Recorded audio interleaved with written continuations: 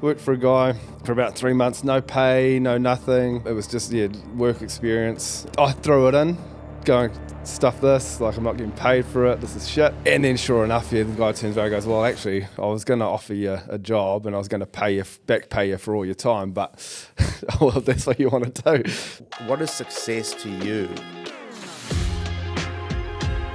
I think it was a learn to love it experience. And there's always pitfalls that you can fall in, but then you've got no one else to blame but yourself. Number one thing if you're struggling is to catch other people about it. Hey guys, before we kick off, I just wanted to take a quick second to say thanks to our content partners, Abodo. You probably know Abodo from their feature timbers like cladding, decking, screening, and all those beautiful timbers that make our projects look amazing. Now, on top of all that, Abodo timber is actually grown and manufactured right here in New Zealand, and it's actually verified carbon negative. Now, what the heck is carbon negative? I'm going to be honest with you, I had to Google that. Carbon negative means Abodo actually takes more carbon out of the air than it puts in. That's got to be good, right? For the environment at least. Cheers, Abodo. You guys are actually legends. Now, let's kick off this episode. Shaun Higgs. How's it going? Thanks for coming on the podcast, man. Thanks, man. Thanks for having us. Yeah, no, I appreciate it. You drove all the way up from Cambridge. Yeah, not that far, but good couple of hours, Auckland traffic. Yeah. That's where you grew up, right? Yeah, I did. Born in Hamilton to begin with, but then moved out to Cambridge when I was about 5. What's the population of Cambridge for the people that don't know? I couldn't even tell you. Maybe 30-odd thousand. Yeah, so it's not big. No, it's not huge. Yeah. No, it's growing. Growing place though, yeah. Yeah, beautiful place. Beautiful, all those trees and things. And it's just like a real picturesque country town, right? Yeah, it is. Yeah, no, it's a good location. Plenty going for it in the way of, the lake and location just being so close to sort of both coasts, or central to both coasts. And yeah, it's a good spot. What was it like growing up in Cambridge? What was it like? Well, I actually grew up out of Cambridge, so I was a sort of rural kid. 15 minutes. It doesn't seem like far, but 15 minutes out of Cambridge. Grew up in a little place called Tamero. Cool. Went to a school of all of 25 kids, I think, when I first started there. Yeah, at primary school. So, cool. Little spot there, and so that was kind of me until high school, really, when I sort of started moving into the big city.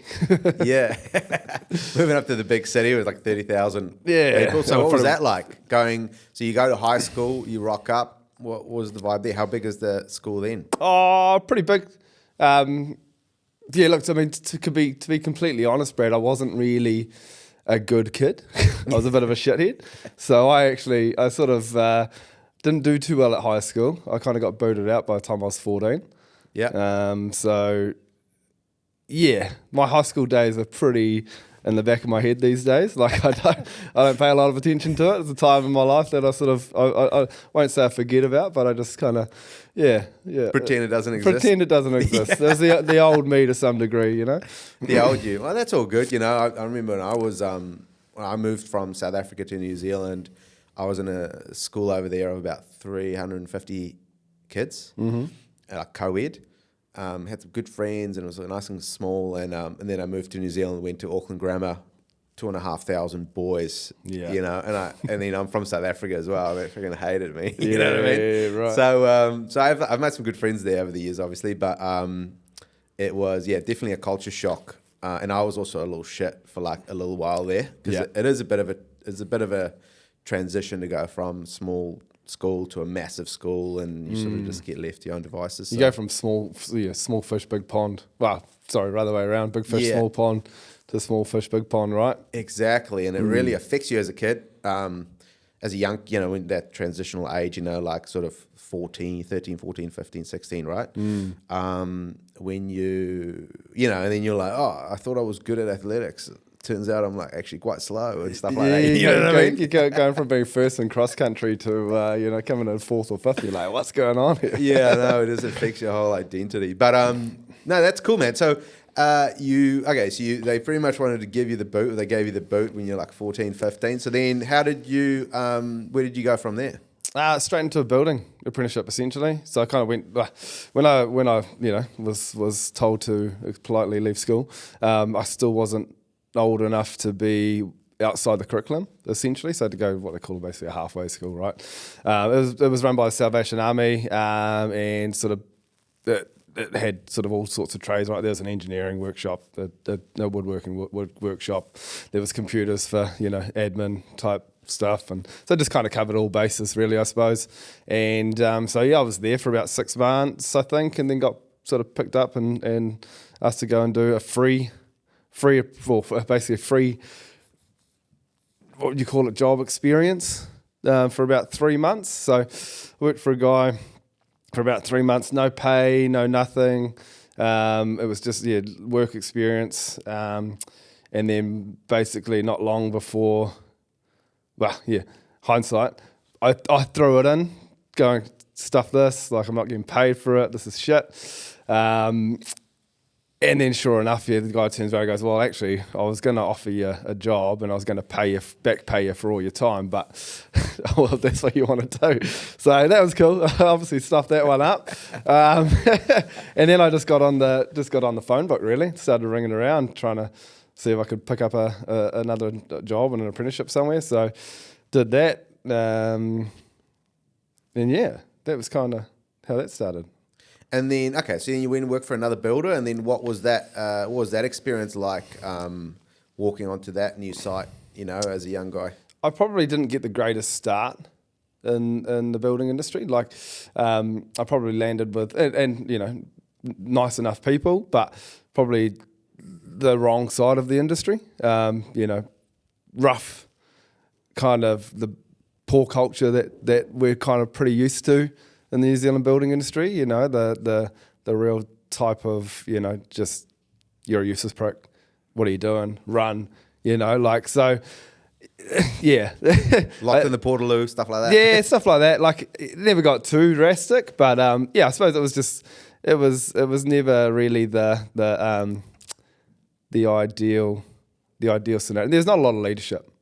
You know what I mean? It was just kind of a bunch of dudes taking the piss, which is cool. It's fun. But I suppose it's not really, it's all the stuff that we now know in the industry, right? We look back and go, we shouldn't be doing that. Like, that's not the right way to get stuff, out of apprentices and teach them the right way. It was more just like, you're a useless piece of shit, and you get told that constantly all day. And it was, I suppose that's like the first half of my experience in the building industry, right?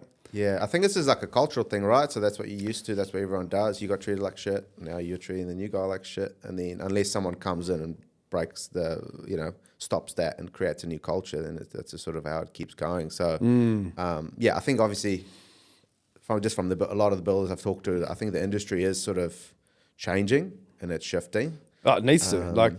We got, here's a good example, right? One of my first bosses kicked a saw stool out from underneath one of our other apprentices, right? Like, that was his approach. He was an angry dude. Like, and there was this anger amongst the workplace, right? It was like everyone's, I don't know, call it stress, call it pressure, whatever it is, but like, it just built this kind of mentality around the work site that everyone had to be head down, ass up, and angry at everyone, because if you weren't working fast enough or hard enough, it was, you're a useless piece of shit, right? So, yeah. And so then how did you, what was the process then of you then going out from, getting qualified to going on, did you stay there and get qualified with that? So I went over, I sort of bailed halfway through that. I went through the sort of 08 GFC, I got laid off, didn't have a job for a while, probably about a year actually, where I was sort of just scraping by, doing whatever I could, working on roads, doing curbing, and so I got a good taste of kind of a bit of everything, which was always, it was nice enough to sort of get a difference of different workplaces and stuff I didn't want to do, I suppose. And then, in the end, I sort of buggered off to Australia for a year or so, just didn't really pick up building again, to be honest. I was just doing jib fixing, just earning a wage, having some fun, doing all that. And so my partner at the time, well, my wife now, she decided she wanted to go traveling to Europe, and I was like, I'm not ready for it. Kind of decided, I want to go back, I want to finish my apprenticeship. And so that kind of happened. She split, went over to Europe, and I came back to New Zealand, and so yeah, found someone to start my apprenticeship back up with again, and then but I suppose got pretty much a completely different experience. So I went from a team of rip shit and bus kind of dudes, and that's kind of how I saw the industry, and that was kind of my experience, to me and one dude who worked on super high end work, super high end jobs, and just got this completely different experience of like, slow the fuck down, like stop rushing shit. What are you doing? You know what I mean? Like made me learn how to use a handsaw again. Like it was like, wow, okay. Basically, I almost say it was like starting back at the beginning, right? So yeah, shit, that sort of brings up a lot of memories, to be honest. So yeah, a bit of a whirlwind, Brad, to be honest. So I stuck there for a couple of years, and I guess, my apprenticeship probably took me longer than it should have, because, I kind of had the first couple of years where I was almost made to relearn everything, right? But it gave me I feel like it gave me a good balance of both worlds, right? Systems and processes to do things quickly, but also systems and processes of how to do things really well. So, I guess end up sort of finishing up with that dude. It was quite a hard workplace to be in. Just me and the boss, very stoic builder type, I suppose. Just nothing, perfectionist to a fault. Like nothing was ever good enough, and it almost made me just doubt myself quite a lot. And I was like, this just isn't working. So, finished up and went work with another builder that I basically just found that perfect balance. I feel like it was like a good balance between high end work, but the focus wasn't, millimeter perfect, if you will. You know what I mean? There was just a better sort of culture around learning and teaching and everything like that. So, finished up my apprenticeship there, and that was kind of when I buggered off to Europe. So, yeah. And how long were you guys in Europe for? A couple of years. So we did the standard 2-year working visa over there when I lived in London. And yeah, so you did construction over there, or did you do other stuff? Yep. So, pretty much like anyone that goes over there, right? I wasn't there to work. Well, I was there to work as little as possible and have as much fun and just travel as possible, right? So... yeah, and so we had a conversation earlier, and you mentioned when you went over to Europe, you started to, obviously you stopped being so active with, working every day, and then the body started sort of speaking to you. What? Tell me a little bit about that. Look, I mean, I just hammered myself when I was young, eh? Like, health and safety wasn't a thing. It was, if you weren't lifting a 4.8 metre sheet of jib by yourself, you're a pussy, right? So I was just dumb. I mean, my body wasn't even developed when I started building at 15, right? And I thought I was tough and I thought I was strong. And so I just threw myself on everything, right? And then just pushed through the back pain. Probably once every 6 weeks I was off for a 3 or 4 week stint because I'd, pinch a nerve or do something with my back, you know what I mean? And just, there was never any focus on looking after yourself. So, when I went traveling, it kind of, we did a 3-month sort of travel talk bus tour.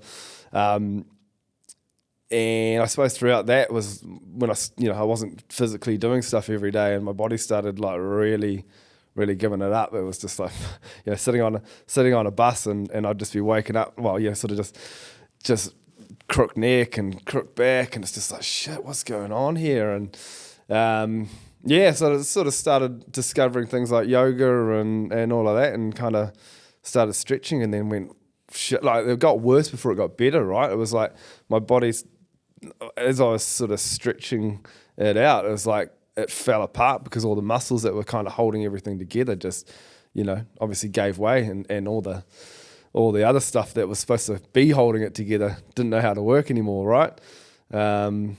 So that was interesting. Like at all of 26 years old, and your body's breaking down, and that's pretty scary. And then I guess from that is when you started to think about, hey, I might have to work towards a plan of getting off the tools.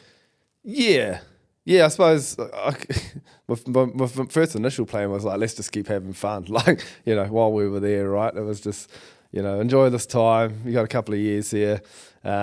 Just just enjoy yourself, do what you got to do. Kind of probably pushed myself through a lot, kind of throughout that process, because I didn't have a lot of options as far as other job opportunities over there. Like I probably could have gone and worked in a bar or done something like that, but we were just never going to earn the amount of money we wanted to kind of do the travel thing, right? So sacrifice a bit and probably just pushed myself through it for a little while longer. And then, when I came home, it was just like, nah. I mean, being on the tools was not going to be a happening thing for too long, right? It can happen for a while, but it's got to be an exit plan. And what was your exit plan? So I started project managing. Yep. So kind of did a small stint down south, working for Dave Reed Homes down there. It was quite cool. Got exposed to pretty high end sort of range of jobs down there. Down in Wanaka? Yeah, down in Wanaka. Yep. So that was cool. Short stint. We were only there for about 8 months, but it was good. It was it was a good introduction, I suppose. It wasn't too heavy straight off the bat. It was kind of just me and the owner really, and he was still pretty hands on. So I didn't have to do too much management up front, and it's not like I got given 3 or 4, 5 jobs and just went, here you go, because there's a lot more to learn once you start taking on that sort of management role. Building's pretty easy. It's hands on. The management side of things can be, I mean, just looking at a computer for a builder, it's just like, what's going on here, right? You can get it pretty sort of lost at looking at a spreadsheet and thinking, I don't know how this works at all. Like, I should have probably paid attention in computer classes, So, it was a good easy introduction anyway. Then I moved back up here and then sort of went from that kind of into the frying pan really. So went and worked for a company in Hamilton that was sort of group home builder type, and sort of went from doing 2 or 3 kind of higher end projects to sort of 10, 11, lower end sort of projects where I guess the quality of trades and sub-trades did not help your cause.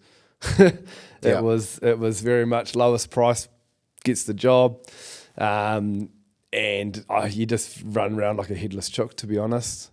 You're constantly putting out fires, I reckon it's probably the most underrated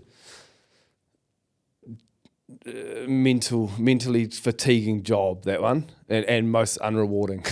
Yeah, Yeah, I can imagine. So you've gone from working for like a gung-ho crew to working with people that are very high detail artists, almost in the way that they approach carpentry, and then you found someone in the middle, and then you worked in project management, and then from there you it's almost like you're kind of yo-yoing, and then you went to a group home builder, and so all of that. What was your mentality like after all of that? Where did you land on? What was your thought in terms of what you wanted to be involved in? Yeah, look, I mean, massive whirlwind in all of 10, 15 minutes, right? So it's pretty, long story short. But, look, it wasn't, I was probably in a pretty bad mental state by that point. I mean, I kind of had been since the London move. Like, it was just a development of, bad mental health, essentially. A lot of stuff I kind of had to deal with, I suppose, from the past, but being in that environment didn't help either. It was pretty unsupportive. I found it pretty unsupportive, whether or not that's the truth, but at the time it seemed pretty unsupportive. I kind of the opportunity kind of presented itself, I suppose, as after COVID, things happened at the job that sort of led to me leaving. And I kind of just went, stuff it. I reckon I can do this better myself, you know what I mean? Pretty naive, because it was a lot harder than I thought. But it just, I guess I wanted to do something that I thought I'd learned what not to do, right? And I wanted to go out there and do something a lot better. So that's kind of always been my approach with business, is that I don't know everything, but I know what I don't want to do, right? So what is your point of view at the moment around the construction industry currently where we're in, especially in your market of Cambridge? What's it like down there with new builds and renovations?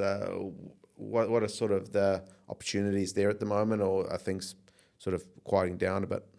Oh, yeah, it's pretty tough. Yep. Yeah.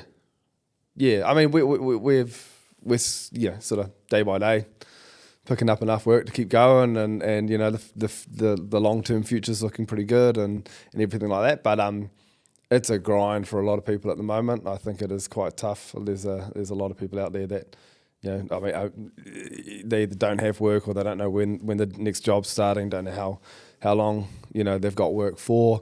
So yeah, it's pretty taxing, at the moment. And even just between, you know, your subbies and stuff like that. There's guys out there that are, you know, some of them are really busy, and then you talk to others that are just, not sure what's happening, right? So yeah, it's definitely. I know a lot of the builders I talk to in New Zealand. It's probably a bit tougher than the Australian market. Still booming in a lot of areas, and so and who knows where all that's going to end up. But yeah, it's definitely, especially in New Zealand, it's definitely tough at the moment as things have come to a bit of a halt, especially in that sort of mid-tier market and in the lower end. So yeah, no, it's very interesting. So let's talk a little bit about your company. So what's your company structure? How many guys you got working for you? You know, the number one question, how many guys you got working for you, mate? You know? Classic. What's sort of the setup? So currently 9 employed. One of our guys is actually leaving tomorrow, sort of on his own accord, just with us slowing down in that, which is a real shame. Like he's an absolute legend, top quality chippy, and really good training apprentices. So real big loss there, to be honest. So it's not easy, but so that's sort of that'll take us back down to 8. We've got one guy who's actually my brother who contracts to us, so he's a contract apprentice. Just kind of worked out in his favour to kind of go about it that way. But anyway, so we've actually subbed him out to someone else at the moment, so that's worked out quite well. So Higgs Building, how are you guys different in the market, and how do you position yourself? Why should people build with you guys as opposed to your competitors? Sell me on Higgs Building. Yeah, look, I mean, it's something I've always focused on, being like trying to be different. Well, not trying to be different, but having a point of difference. I suppose so a couple of years back, I studied my passive house tradesperson course. I suppose what led to that was I went down a bit of a sustainability, although I hate that word. I went down a sustainability route, which kind of, you know, led me to passive house, and I went, oh, that's really interesting. I'll go and study that. Just, you know, why not? A bit of extra learning. And yeah, it really opened up my eyes to building, and like especially and I want to be quite careful what I say here because I don't want to put any, you know, I don't want to sound like I'm poo-hooing anything, I suppose. But yeah, it kind of really opened up my eyes to how we actually build houses in New Zealand, and what the building code kind of, the building code sets a minimum standard, right? It's not a high standard, it's setting a minimum standard, and it's getting better. But I think it still needs a lot of challenging, and it is, you know, like I say, it is getting better, and we are challenging it. But yeah, I guess I sort of learnt a lot more of the science behind building with doing the passive house course. That I guess just opened up my eyes a little bit more, Yeah, and then you guys got into working a lot more with SIP panels. The guys. The folks at home, structural insulated panels. The guys at Foreman's, right? They're one of your suppliers. Yeah, or the correct. Supplier. Yep. What sort of for builders out there that've been looking at different ways? Why are you guys using that type of building material? What's the benefits of it, and why are people sort of hesitant to use it? So I mean, for anyone that doesn't really know, SIPs are basically like a composite makeup of expanded polystyrene with like sandwiched between two sheets of OSB board, essentially a panelised system. Look, I guess one of the main reasons we got into it, like after I studied my Passive House courses, there's a couple of key principles to Passive House, right? One of them's air tightness.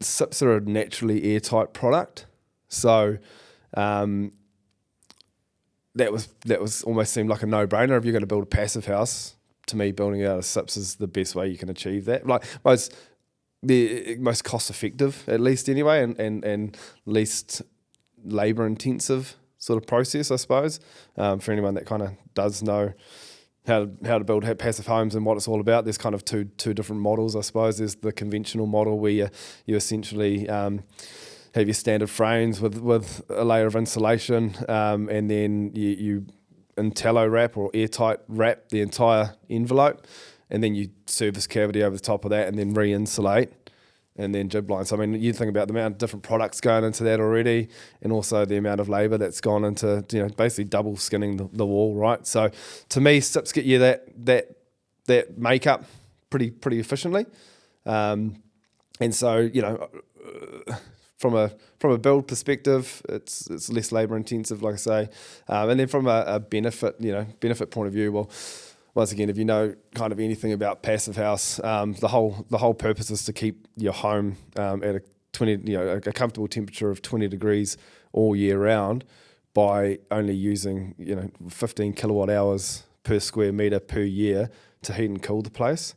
So basically gives you a good indoor living environment. Obviously, it's all balanced with mechanical ventilation, so you're constantly getting fresh air into your building, and not like your HRV that just brings it out of your roof space. This is actually proper fresh air from outside, and it's a heat recovery system that'll basically use the outgoing air to either heat or cool the incoming air. So it basically just means you can get a nice sort of ambient temperature throughout the whole home all year round at minimal energy costs, right? And why builders, why don't all builders just jump on it? Is it sort of restrict, do builders not like changing what they know? Well, you've nailed it. Like, I mean, that's my opinion. I think there's probably some skepticism in the market to some degree, but it's not educated skepticism, in my opinion. I think it's that classic, it looks too hard. I don't want to learn something new. You know what I mean? Builders are pretty bad at trying to do something different. We love to stick with the status quo, and it's like, it's been this way for years. Why would we change it? Even just look at the H1 changes, man. It's a pretty clear example of how builders think, the uproar about it, right? Well, what do I need this for? That's a pretty clear example of where the sort of mentality is at with a lot of builders. And I know not everyone's that way, clearly, but I suppose that's probably a good, maybe 80 so the builders are sort of resistant to change, and then I guess the architects would have some resistance. Not a lot of architects probably specify it, and is that true as well? Yeah, I'd say so. Although, throughout our journey, man, we're finding a lot of architects, more architects are on board with the idea of changing than builders are. We sort of host what we call mid-build events throughout our builds. So once our building envelope's up and our windows are in and everything's kind of airtight and the building's essentially how it will be once it's lived in, bar the heat recovery system working. It's an opportunity to and it's lovely during winter because you step into a home like this and it's beautiful, it's warm, and it's the same again during summer, right? It's cool. But I guess through that process, we've found a lot more architects coming to those events than other builders, and whether that's just the fact that other builders don't want to turn up to another building site and sort of, step on anyone's toes, I guess. But yeah, I think it's changing, to be honest. I think the idea around, we're one of a few people around the country doing it, right? It's quite big down south. So yeah, we're not the only ones, and I think the eyes are being opened to some degree, if you want to put it that way. Yeah, for sure. And you guys also, even went a step further, you decided to do your own show home, and I guess you've probably learned from working with the group home, because that's a group home model. Like they understand, they have a show home, people come through. It's probably much easier to sign people up when they can visually see what it's going to look like. Not always, not that it always looks like that when you have the group home guys, but no shade there. Why did you decide to do a show home? The experience, It's about the experience. Like I could sit here and talk about it till you're black and blue in the face, right? But walking into one of these homes is different. Like it feels different. Building it feels different. Like you ask my guys on site, it's like we're coming into winter. We've just had some sort of -1 degree nights, and you walk into the house. It's not finished. It's still not completely airtight. I'm walking into the house and it's like 18 degrees. It's ridiculous. Like this, and this is overnight. It's dropped all of a couple of degrees, right?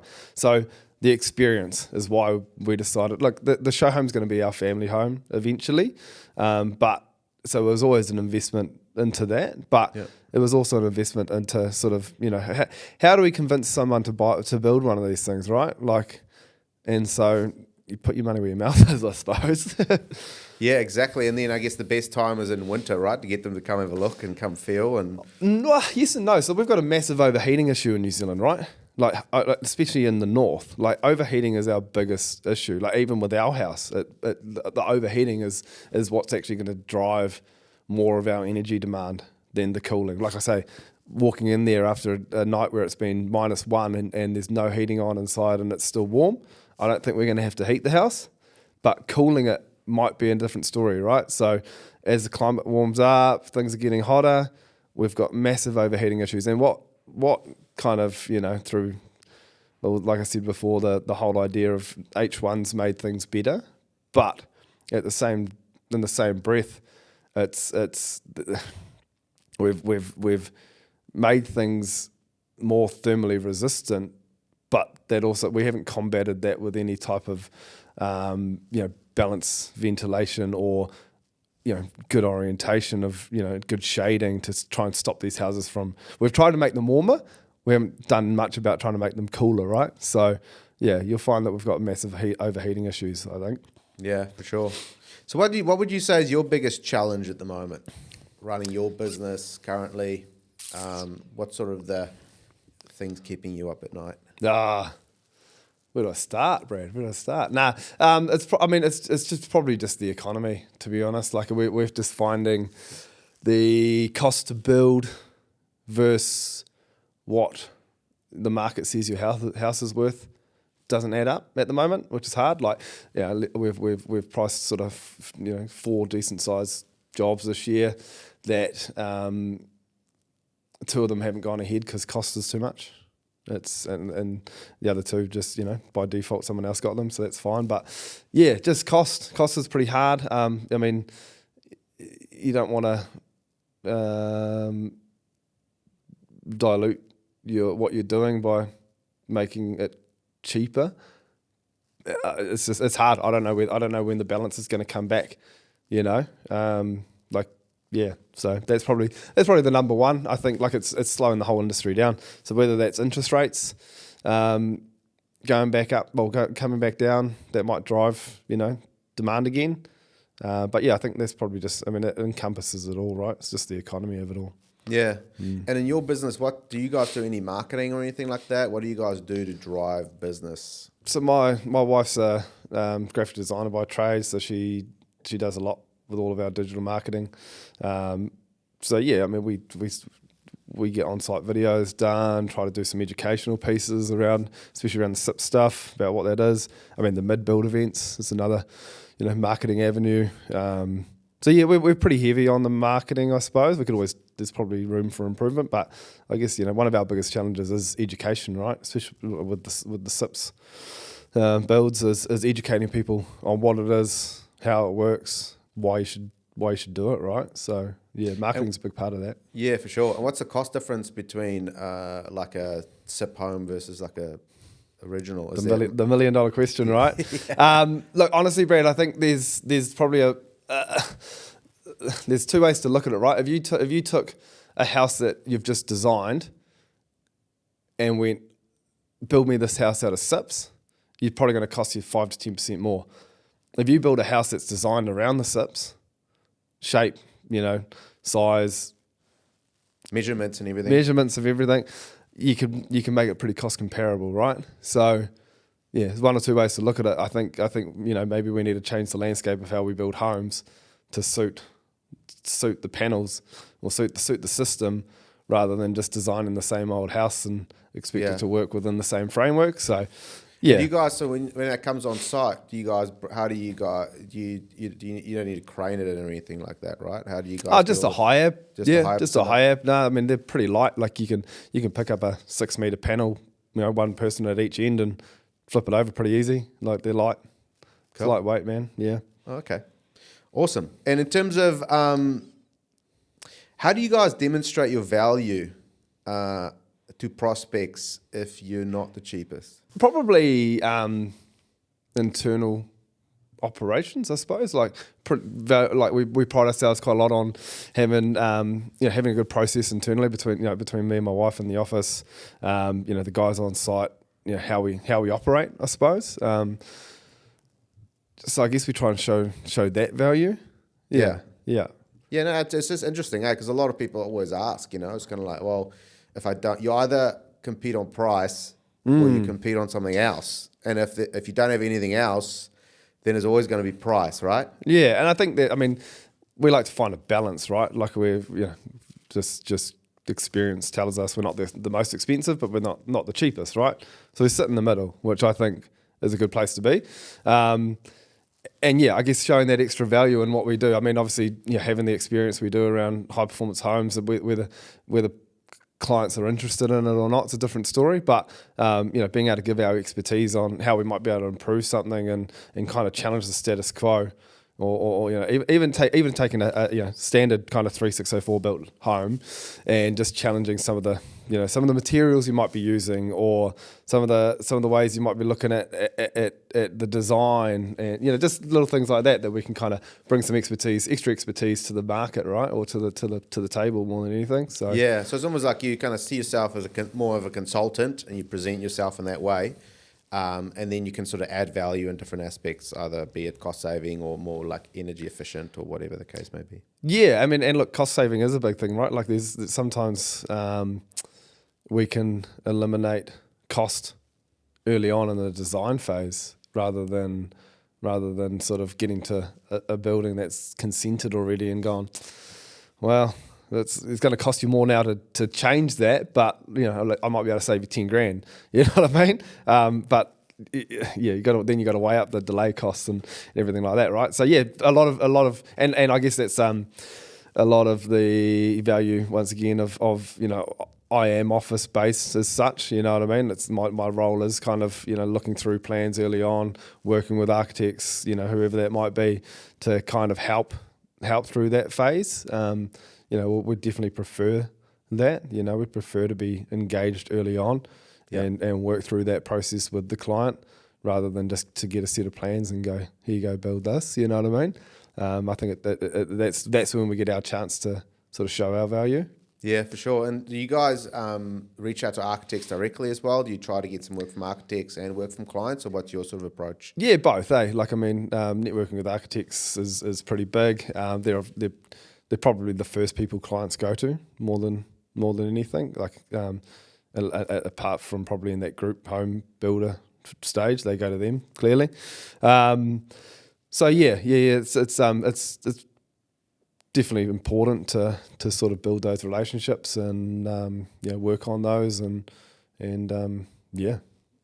Yeah, for sure. So you've been running your business for a while now. What numbers do you guys look at? What numbers are important to you to kind of keep an eye on whether you're on track or not on track? The number one number to me, Brad, is staff happiness, to be honest. Like, above all else, that's my number one priority. Like, culture, teamwork, leadership, like that stuff to me is more important than the bottom dollar. But yeah, besides that, obviously GP is probably the first thing to kind of look at, understand what that number is, and what your percentage of that needs to be versus your total revenue to kind of get everything at the bottom washing out, right? So Yeah. I'm not going to pretend to be an expert in it, to be honest. It's something you learn as you go through the process. I mean, early days, we've only been in business just coming up 4 years, and so they're the growing stages, right? They're the growing phases. So understanding those numbers is pretty hard when I suppose they've done this, and now we're at a trickier time as well. So I've just completed my business owner program through the Ice House. So it was a pretty cool course to learn, and actually just finished up that yesterday. And funnily you ask, because part of yesterday's kind of learning was the numbers. So took away some really good information there. Funnily enough, one of the things I learnt, if you were to discount your service by 10%, you would have to do 50% more work to keep up with it, or to make up for it. Wow. Yeah, interesting. I thought that was really interesting numbers. So it's probably a good lesson to be learnt, not to cut 10% out of a job just because you want to win it. It means you've got to do 50% more work to make up for it. Yeah, and people don't normally think of it like that, eh? Well, I certainly don't. But okay, so how was that, the Ice House course? What else did you guys learn there? Oh, heaps, man. Really, but it was sort of, I suppose, it encompasses everything, right? But probably really quite crash course on it all. A lot around leadership, how to build culture in your team, how to build, everything encompassing a business, right? And how important is it to invest back into yourself? Like you just said before, builders don't always love learning. Not all, but how important is it to invest back into yourself, spending few $1,000s to go learn, upskill yourself? How important is that? And how, is that always something that you've known to be true, or did you kind of learn it later on?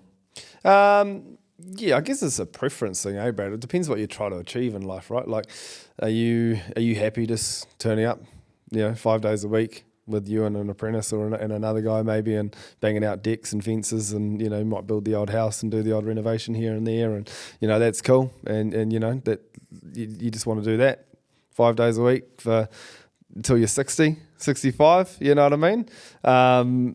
But if you don't want to do that, then I think it's hugely important, right? If you want to sort of grow a successful business, whatever your version of success might be, but grow a successful business and I guess maybe not be working till you're 60, 65, and kind of have the opportunity to sort of either exit or do whatever. But I think it's hugely important. I think you've got to understand more about business and yourself, and kind of go on that growth journey, to keep pushing forward. Because if you don't, you sit pretty stale. So you just mentioned teams like your number one thing that's important to you, right? How have you developed your leadership as a business owner? How do you lead a team well, in your opinion? Well, whether I lead a team well is probably open for debate, but just self-growth, really, reading. I read a lot. I sort of go on courses that will help me to kind of, I just learn. I just continuously like to try and find different ways to learn something, you know what I mean?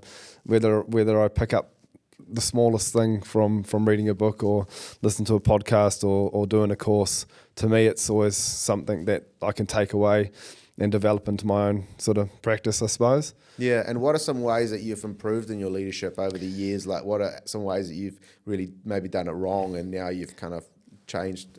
Oh, well, I mean, I was probably a lot like my old foreman when I was a foreman, yell at people, kind of, sort of just not having that right approach to training and thinking, and I suppose, a bit of a hothead, if you will. I guess just was kind of developed that through my training and rah. But so I guess now I'm probably got a lot more of a cooler, calmer head.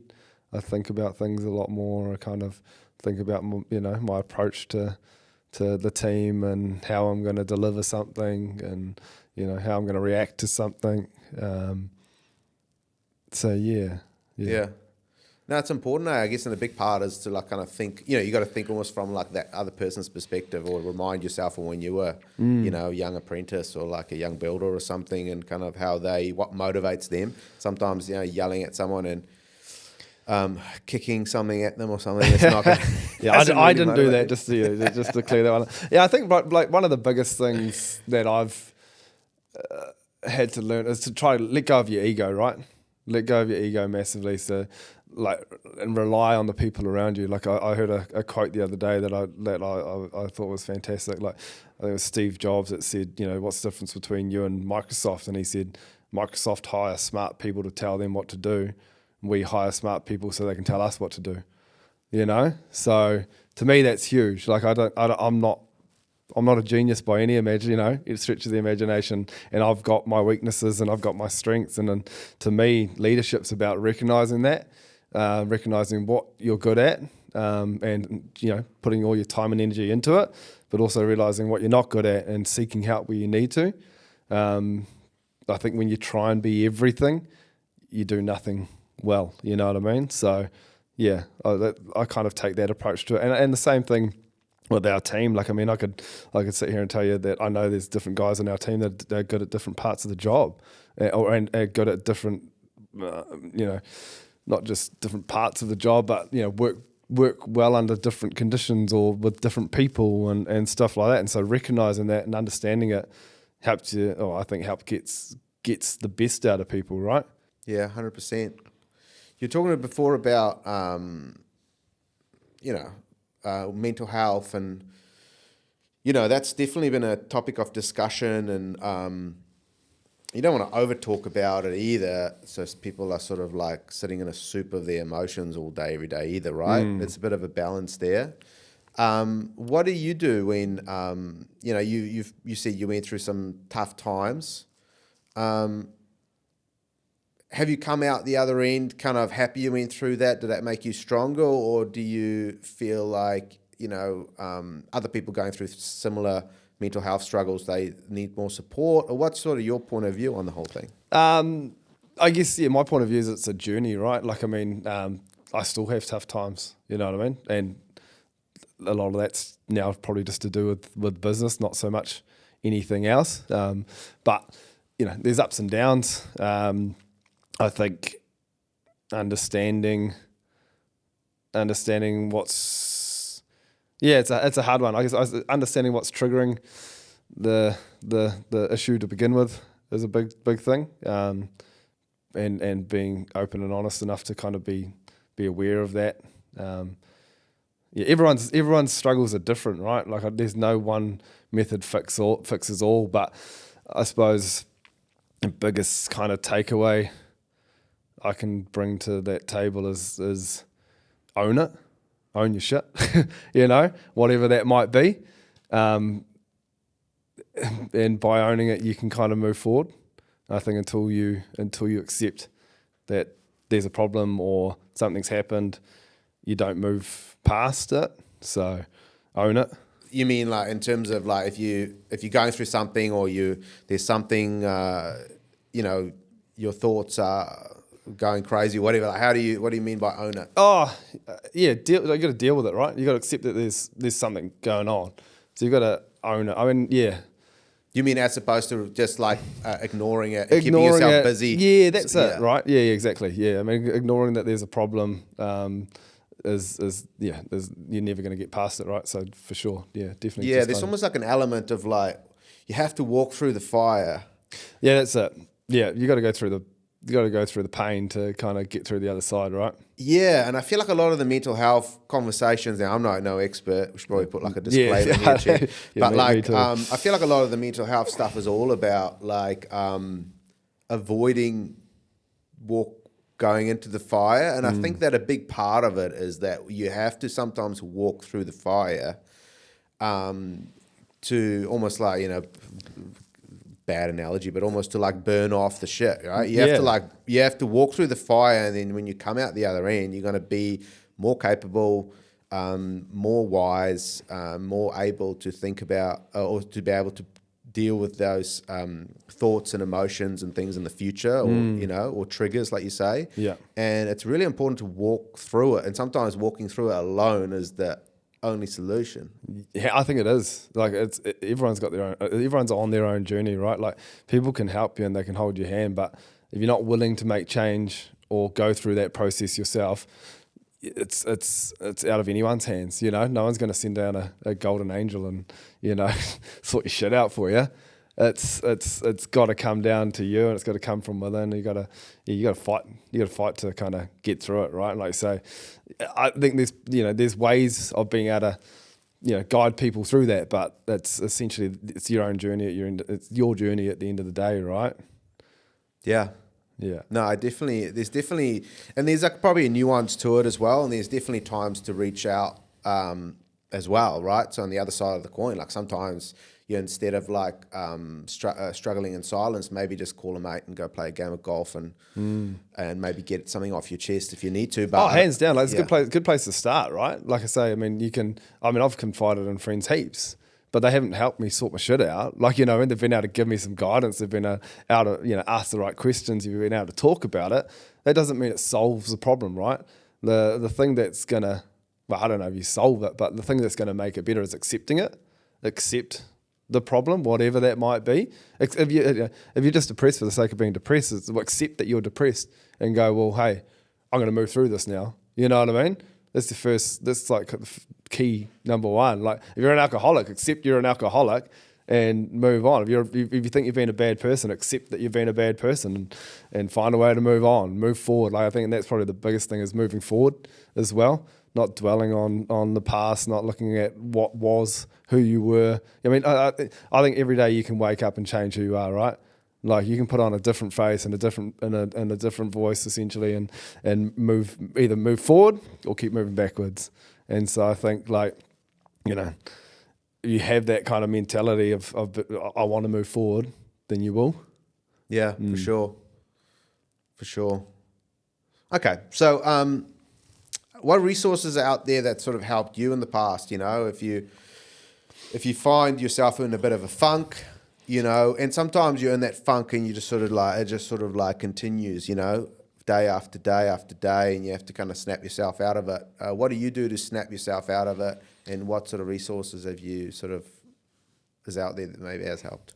Yes, I guess nowadays it's kind of, I suppose, maintenance. I do things like go to the sauna and kind of try and find time to wind down when I can. I won't say I'm hugely active, but I like to get out and try and at least go for a walk every now and again, or a bike ride, or do something that's kind of like my downtime. I appreciate that I'm in a grind phase with my business, and I'm happy being there. You know what I mean? I'm accepting of the fact that I do need to do a lot of work on this. It's not going to happen otherwise. I think that's a big thing, because I could probably sit here and kick up a stink and go, well, it's not worth it. Why am I doing this? Blah blah blah. But like to me, that's like I know where I am at like with that, and I understand I don't have a lot of time for other things. So for me, it's about like prioritize the little things in the time that you have got, and just like I say, appreciate the fact that everything you're putting your effort into now is for a greater cause, I suppose. Yeah, 100%. It's just like you're in a season, and let's get stuck in. Yeah, man. Like don't get me wrong, I've been in happier places in my life as far as just my all round clarity and mental sort of space. But like I say, you got to appreciate the grind. Like I think if you don't, I had this conversation with someone not so long ago, but I think if you don't appreciate putting in hard work, you'll never appreciate the other side of it, right? Like, one of the big things I do, one of the things that helped me a lot, like I read David Goggins' You Can't Hurt Me book, right? And that guy's an absolute beast. Like he takes it to another level, but his whole kind of idea is like, just keep working, right? Like working, we're humans, like especially us males. We love to work. We're biologically made to work, and we don't work as much as what we used to, or sort of thinking about hunter-gatherer sort of type stuff. Like, we were just machines, and that's what kept our brains from not working so hard, because we were just constantly in Zen mode, right? Just grinding. Like, I think one of the some of the times where I'm like feeling stressed, I get back on the tools, for instance, right, and like have a day just smacking the nails or something, and like, to me that's therapeutic, right?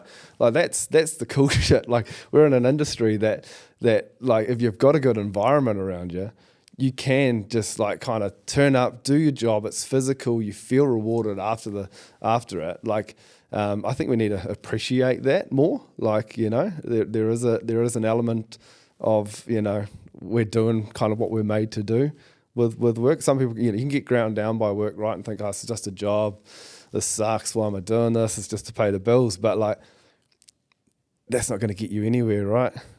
Yeah, sometimes you just got to get stuck. And it's almost like the anxiety sometimes, when you're anxious, it's almost you're anxious because there's something that you should be doing that you're not doing. Rather, you're not really like, if you just sort of get going, you're like, okay, this is what I got to do, I'm going to do it. Yeah. There's no anxiety in that. There's no anxiety. And then that also puts you a lot more in the present. When you're in the present and you just sort of, you focus on practical elements of doing things, you're not really in the future, you're not really in the past. You can just go, and you can, like you say, you can be zen, you can be in that flow state when you're present. You can't be in the flow state if you're constantly thinking about the past or constantly stressing about tomorrow. And yeah, I mean, that's at least what I've found over the years. Like, the more you can, and it sounds like real lame, right? It does sound lame, but the more you can be in the present, the better life is going to be. Hands down. I think that's probably one of the hardest things as a business owner. Well, a business owner who wants to try and achieve more, right? Like, the job's never finished.